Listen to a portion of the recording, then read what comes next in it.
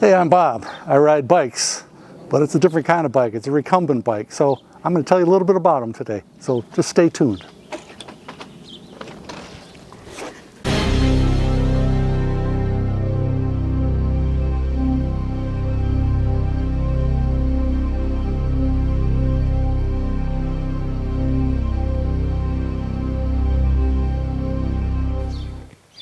All right, well, let me tell you a little bit about my bike. This is a Bacchetta Bella. It is, in recumbent speak, it is a long wheelbase bike. Well, you can see it's kind of long. It's about 71 inches long for the large frame here. I think the shorter frame is about 68, something like that. You can look it up, Bacchetta Bella. A couple things to probably notice about this. First is the seat, the most important part of a recumbent. I started riding, and I think many of you will start riding recumbents, because when I was on my road bike, things started to hurt. You know all the things, your wrists, your elbows, your shoulders, your neck, and other parts started hurting quite a bit. So I switched over to recumbent bikes and have never gone back.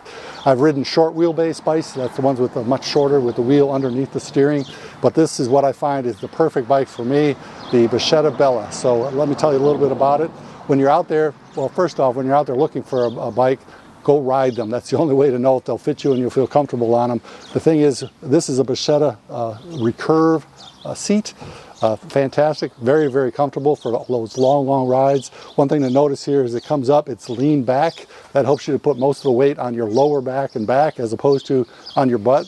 One of the worst things you'll get when you're riding recumbents is if you're up too far upright, all the weight will be on your sit bones and such, and you'll get what they call recumbent.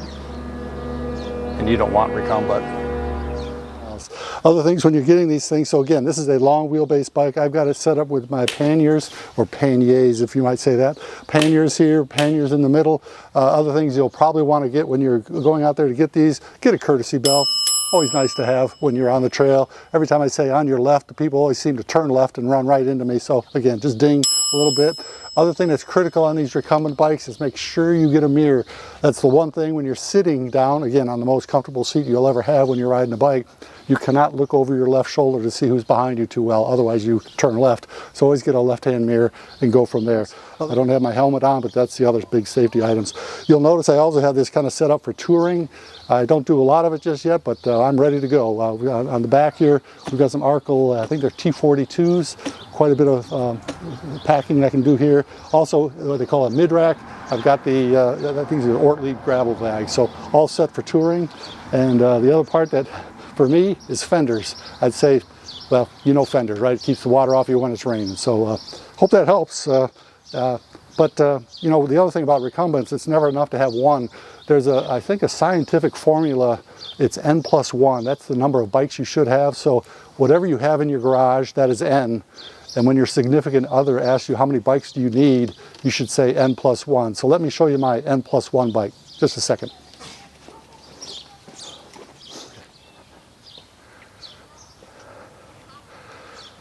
All right, so I've showed you my touring bike, or my go for the long ride bike, but let me show you the bike I use going around town. This is my Bacchetta Bella SUV version.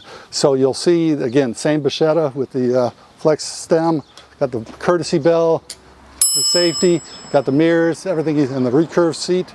But this one's got a few different things. One is you'll notice it has a bag on the back. This is for Bacchetta, this is a removable bag. I won't take it off, but you can use it to just keep locks, whatever gear you might want, or just a few groceries that if you're going to the store, it stores it very well. But when you really want to load up with a week's groceries, I connect on with my Burley Coho XC trailer.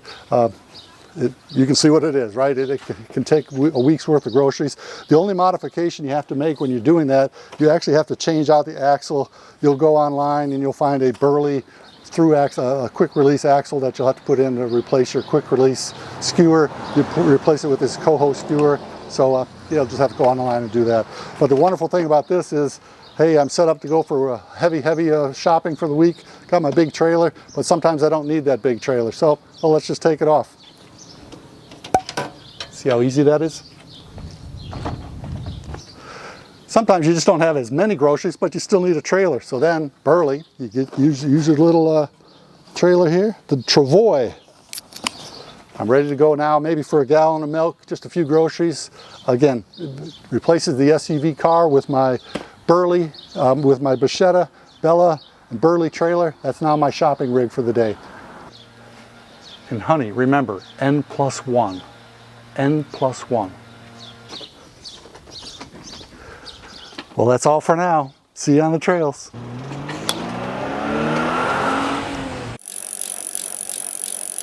So just do it like this. Fantastic here. I say fantastic a lot. We'll have to cut that out. The other part, the other thing you might notice is, let me start over. Okay. The Recumbent bike, I ride all around and go from there. I'm gonna do that again.